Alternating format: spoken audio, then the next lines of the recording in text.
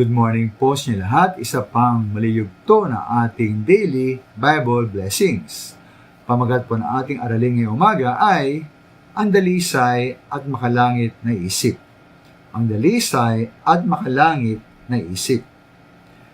Bilang mga tunay na Kristiyano at ipon tungkulin na mahalin ang ating Diyos na ating buong pagkatao. Kasama po rito ang ating pag-iisip. Kaya sabi nga po sa Mark 12:13, ating pong ibigin ng Panginoon ating Diyos ng buong puso, kaluluwa, pag-iisip at lakas.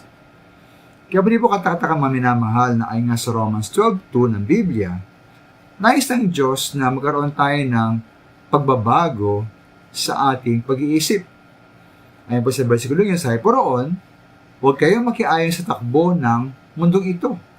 Mag-iba kayo sa magitan ng pagbabago na inyong pag-iisip upang maunawaan ninyo ang kalooban ng Diyos, kung ano ang mabuti, kalugod-lugod, at ganap na kalooban.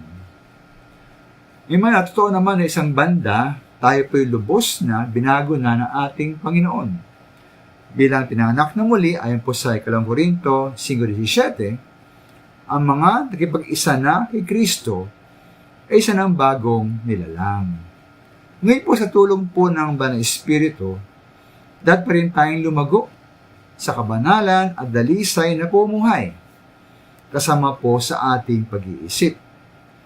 At patin gaganapin po ang bagay na ito sa magitan ng palagiang pagbabasa, pakikinig, pag-aaral, pagbulay-bulay, at pagkasaulo ng salita ng Diyos ng Biblia.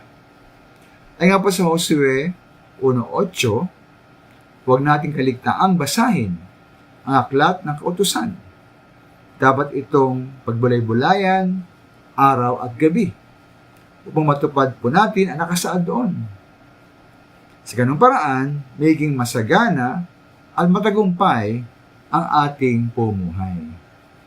Ay po sa mga awit 119:11, ang banal na kautusan ay ingatan sa ating puso upang di tayo magkasala laban sa ating Diyos. Ganitong paraan, ay po sa Kolosas 3:1-2, ang pagtutuunan ng ating isip ay mga bagay na sa langit at panlangit, hindi po ang mga bagay na panlupa. Kaya naman naman ating pong pag-iisip nawa ay maging dalisay at laging makalangit. Maraming salamat po.